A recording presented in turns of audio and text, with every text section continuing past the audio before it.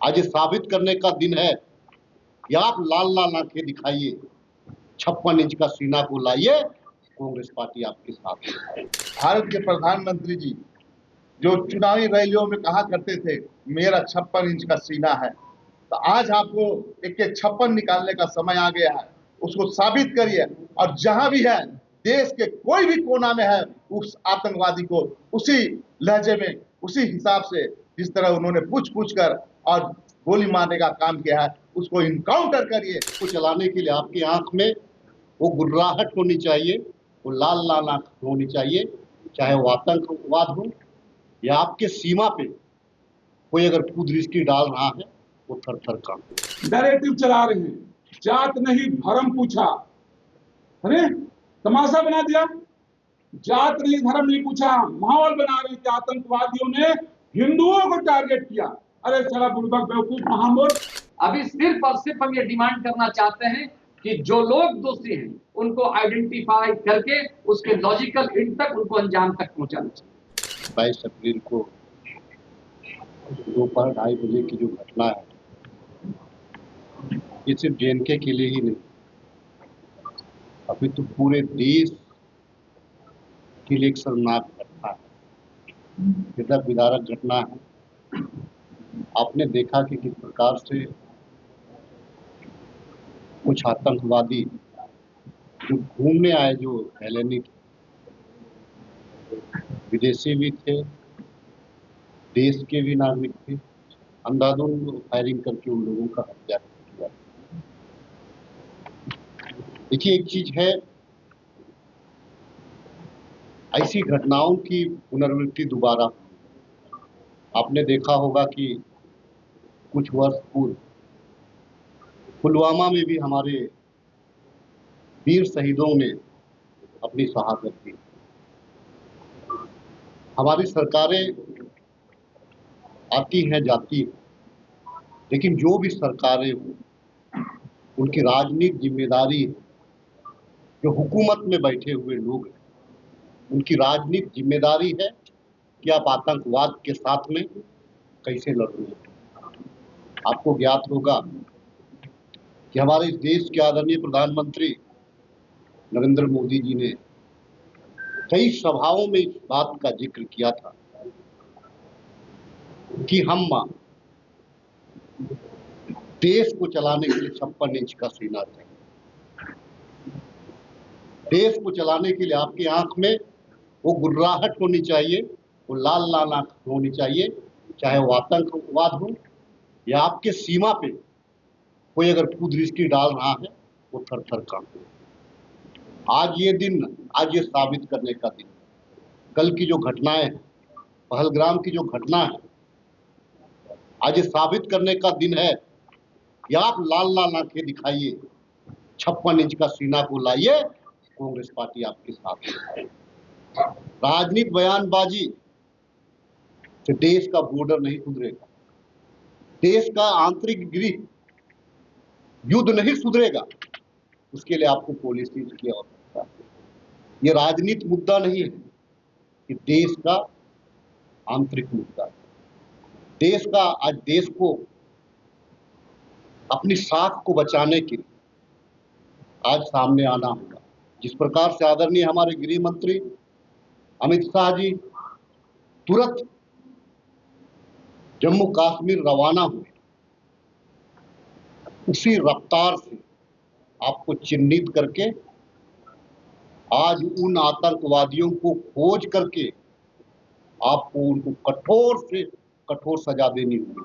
उनके जो सरगना है उसको आपको नेस्तनाबूद करना पड़ेगा। ऐसे ना हो कि आज जिस प्रकार से पुलवामा का आरडीएक्स कैसे आया, हमारे जो जवान थे उनकी जो शहादत थी, उसका आज तक पर्दाफाश नहीं हो पाया है। देश इसको जानना चाहता है। उसी अनुरूप ऐसे ना हो, यह मामला भी राजनीतिक आरोप प्रत्यारोप का केंद्र बिंदु बनकर के यह मामला न बने। कांग्रेस पार्टी चाहती है कि आप जो भी इसमें संलिप्त हैं, चाहे वो विदेशी सरगना हो, देसी सरगना हो, आप उसको खोज निकालिए और उनको कड़ी से कड़ी सजा दें। और इसमें कोई भी, अगर इस देश में कोई भी देश शामिल हो, उसके खिलाफ अब वैश्विक समुदाय के आवाज उठाने का काम। आने वाले दिनों में कांग्रेस पार्टी संपूर्ण राष्ट्र को एक सूत्र में बांध करके लेकर के चलने पे विश्वास करती है। हमारे बॉर्डर के सिपाही जो बॉर्डर में तैनात है, अपने जान को जोखिम में डाल करके अपने परिवार को छोड़ करके सरहद पे खड़े हैं, उनका कोई जात और कोई धर्म नहीं है, वे भारतीय हैं। पूरे मुस्तैदी के साथ वो अपना ड्यूटी कर रहे हैं। और आज मैं आपके माध्यम से इस देश के गृह मंत्री और इस देश के प्रधानमंत्री और कांग्रेस पार्टी की ओर से करना चाहता हूँ, चाहे कोई भी हो, देश का आंतरिक मामला है, देश का मामला है, कांग्रेस पार्टी सरकार के साथ खड़ी रही। कि कांग्रेस पार्टी सभी तरह के चुनौतीपूर्ण और विपरीत परिस्थितियों में भी देश और देश की जनता के साथ मजबूती के साथ में खड़ी है। क्रॉस बॉर्डर टेररिज्म का मामला हो या इंटेलिजेंस फेल्योर का मामला, ये चिंता का विषय जरूर है, लेकिन आज जिस तरह से दरिंदगी की सारी हदों को पार करते हुए और बर्बरतापूर्ण कार्रवाई की गई है और मीडिया चैनलों में बहुत सारी बातें आ रही है, उसकी सत्यता और प्रामाणिकता पर नहीं जाते हुए हम ये कहना चाहते हैं कि अगर आतंकियों के समूह ने धर्म का लबादा ओढ़ करके भी किसी ये इस तरह की बड़े दुष्कृत्य को अंजाम दिया है, तो भारत सरकार इस मामले में उनको कठोरतम कार्रवाई करनी चाहिए और आतंक का जो ये नेटवर्क है, आतंक का जो समूह है और इसके जो सरगना है, उसको जमींदोज करना चाहिए, उस पूरे नेटवर्क को ध्वस्त करना चाहिए और आवश्यकता पड़े और इसमें अगर प्रामाणिकता है तो निश्चित तौर पर सीमा पार जाकर के भी कार्रवाई करने की बात हो तो भारत सरकार को इस मामले में कार्रवाई करनी चाहिए। हम पूरी तरह से मृतकों के परिजनों के साथ में, हमारी पूरी संवेदना है और हम सारे लोग मर्माहत हैं, पूरा देश उनके साथ में खड़ा है। ये राजनीति का विषय नहीं है, ये देश को एकजुट होने का विषय है। इंटेलिजेंस के मामले में बहुत सारी बातें आ रही है, कुछ में भी पूर्व में भी कुछ कमियां और खामियां रहेगी, लेकिन उसकी चर्चा बाद में होगी। अभी सिर्फ और सिर्फ हम ये डिमांड करना चाहते हैं कि जो लोग दोषी हैं उनको आइडेंटिफाई करके उसके लॉजिकल एंड तक, उनको अंजाम तक पहुंचाना चाहिए। धन्यवाद। विधायक सुरेश बैठक। कल की जो घटना घटी है कायरतापूर्ण और निंदनीय है, जितनी भी उसकी निंदा की जाए कम नहीं है। पहली दफा इतनी संख्या में पर्यटकों पर हमला हुआ है, किसी देश की एकता अखंडता को तोड़ने का प्रयास किया गया है। हम सभी लोग, सभी भारतीय, हम लोग एकजुटता के साथ आतंकवादियों से लड़ें। और मैं विशेषकर भारत के प्रधानमंत्री जी जो चुनावी रैलियों में कहा करते थे मेरा 56 इंच का सीना है, तो आज आपको एक 56 निकालने का समय आ गया है। उसको साबित करिए और जहां भी है, देश के कोई भी कोना में है, उस आतंकवादी को उसी लहजे में, उसी हिसाब से जिस तरह उन्होंने पूछ कर और गोली मारने का काम किया है, उसको इनकाउंटर करिए और एक संदेश दीजिए कि देश की एकता सबसे जरूरी है, अखंडता जरूरी है, आप बचाने का काम करिए। लोग मर्माहत है, पूरा हिंदुस्तान आज गुस्से की नजर से देख रहा है। आपको एक अवसर मिला है उस आतंकवादियों को खत्म करने का। कारगिल योद्धा, मेरे लिए ये थोड़ा भावनात्मक मुद्दा भी है, मैं इससे जुड़ा हुआ हूं, तो मैं थोड़ा ज्योग्राफिकल कंडीशन जो वहां पे है, बैसारन, जो पहलगांव का बैसारन इलाका है, जो वो घास का मैदान है, उसके बारे में थोड़ा सा भौगोलिक स्थिति में स्पष्ट कर दूं। समुद्र तल से लगभग 2100 फीट से ज्यादा ऊंचा है, वहां पे गाड़ी नहीं जाता है। जो घास का मैदान है उसको चारों तरफ से घेर के 7 फीट का ऊंचा बाउंड्री है। 10 साल मैंने कश्मीर को दिया है अपनी सेवा के दौरान। 7 फीट का ऊंचा बाउंड्री और जलियांवाला बाग की तरह एक ही निकलने के लिए गेट जो 4 से 5 फीट का है और आगे 20 फीट का इस तरह से बरामदा टाइप का दिया गया है, उसको क्रॉस करके लोग जाते हैं अंदर। कल जो 2:45 समय चुना गया, आतंकवादियों ने जो 2:45 को चुना, जो उसमें घटना हुआ उसमें एक आईबी का अफसर है, एक इंडियन नेवी का लेफ्टिनेंट कमांडर है, 2 विदेशी हैं नागरिक, और उसके अलावा लोग जो मरे वो सब एक बात अलग है। मैं भावनात्मक रूप से इसलिए आहत हूं कि जिस देशवासियों को बचाने के लिए, सरहदों का सुरक्षा के लिए हमने अपने प्राणों को जोखिम में डाल दिया, आज इसका फल नहीं मिल रहा है। आज छोटा छोटा बात, कश्मीर ऐसा जगह, पहलगाम इतना सेंसिटिव जगह है, इतना अच्छा जगह है, अमरनाथ, देखिए आज का समय को देखिए किस टाइम पे हमला हुआ। अमेरिकी उपराष्ट्रपति दौरे पे है भारत में, प्रधानमंत्री जी बाहर हैं, उसके अलावा जुलाई में अमरनाथ यात्रा शुरू होना, ऐसे समय में आतंकवादी हमला अपने आप में, जो मैं जिस प्रकार से भुगता हूं, इसको मैं एक साजिश की नजर से देखता हूं। कैसे देखे इसको? कहीं 300 RDX पहुंच जा रहा है, कभी लोग बंदूक लेके आ जा रहे हैं। इतना सेंसिटिव जगह, इतना इंपॉर्टेंट जगह, आपने उसको अनअटेंडेंट छोड़ कैसे दिया? सबसे बड़ा क्वेश्चन मार्क यही है कि वैसी जगह जहां 8 फिल्मों की शूटिंग हुई है, वहां आपने उसको ऐसे अनअटेंडेंट छोड़ दिया। कोई आएगा, कोई जाएगा नहीं।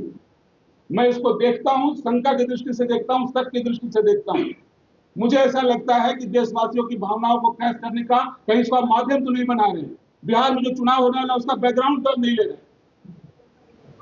एक तरफ हमारे को जो चाइना है आंखें तरेर रहा है, बांग्लादेश खेपड़ी दिखा रहा अपनी, पाकिस्तान दरिंदगी कर रहा, और आप क्या कर रहे हैं? आप बजट में कटौती कर रहे हैं, डिफेंस बजट में कटौती कर रहे हैं, आप अग्निवीर भर्ती कर रहे हैं। 3 साल कोरोना के दौरान भर्तियां बिल्कुल सेना की बंद हो गई, 2.25 लाख से ज्यादा आज सेना में रिक्त पद हैं। यदि वो पद भरे होते तो आज उनको काम में लिया जाता। आप इस बात को समझिए, आप अग्निवीर ले रहे हैं, हर साल 60,000 लोग रिटायर हो रहे हैं। जो पक्के हुए सिपाही थे, मजे हुए खिलाड़ी थे अपने क्षेत्र के, रणबांकुरे थे, वो 60,000 निकल रहे हैं। अग्निवीर कच्चा घड़ा आप ले रहे हैं 40,000। डिफिशियंसी बढ़ता जा रहा है। सबसे दुखद क्या है? नैरेटिव चला रहे हैं, जात नहीं धर्म पूछा। अरे तमाशा बना दिया, जात नहीं धर्म नहीं पूछा। माहौल बना रहे कि आतंकवादियों ने हिंदुओं को टारगेट किया। अरे साला बुड़बक बेवकूफ महामूर्ख, काला हटा दीजिएगा। आप नहीं देखिए वैसे, आप ये देखिए ना, आप थोड़ा सा मुझे बोल लेने दीजिए, बाद फांसी लगा दीजिए, कोई बात, हमको कोई दिक्कत नहीं है। मेरा कहने का मतलब यह है कि आप अग्निवीर हटा नहीं रहे, उसके बदले बंदा ले नहीं रहे। आप उस बात को, उसको पूरे हिंदू को टारगेट किया, वो हिंदू को टारगेट किया कि हिंदुस्तान को टारगेट किया, वो पूरे हिंदुस्तान को ललकारा। हिंदुस्तान, पूरा हिंदुस्तान आज अपने नागरिकों के, निर्दोष नागरिक जिनके हाथ में हथियार नहीं, हम मरते हैं तो हमारे हाथ में सुरक्षा करने का प्रशिक्षण है। हमारे निर्दोष नागरिक, आपने बोला नोटबंदी कर दिए, आतंकवाद का कमर टूट गया, आपने क्या बोला? आपने बोल दिया समूल नाशों के धारा 370 हटा दिए, तो क्या हो गया? उस बात का भरोसा करके गए, लेफ्टिनेंट कमांडर गए, 16 तारीख को शादी हुआ, 16 अप्रैल को शादी हुआ था, मर गए बेचारे। देश के साथ धोखा है ये। गोल, जहां 27 वर्षों के सफर में 17,000 से भी अधिक छात्रों ने डॉक्टर एवं इंजीनियर बनकर भरे सफलता की ऊंची उड़ान, जहां साधारण छात्र भी झारखंड टॉपर्स बनकर बना रहे इतिहास। दूरदर्शी शिक्षाविद श्री विपिन सिंह के मार्गदर्शन में मेडिकल एवं इंजीनियरिंग के लाखों छात्रों के लिए आशा की किरण के रूप में गोल, नेशंस लीडिंग इंस्टीट्यूट। बायोम सिर्फ मेडिकल प्रिपरेशन का संस्थान। बायोम से लगातार दूसरी बार नीट यूजी में 700 मार्क्स पार। 10th पास स्टूडेंट्स के लिए फाउंडेशन कोर्स, 11th पास स्टूडेंट्स के लिए फ्रेशर कोर्स और 12th पास स्टूडेंट्स के लिए टारगेट कोर्स 17 अप्रैल से शुरू हो रहे हैं। कॉल 7360066190 और visit Biome, circular road near women's college and Hinoo, Ranchi. thefollowup.in. Like, share and subscribe. www.thefollowup.in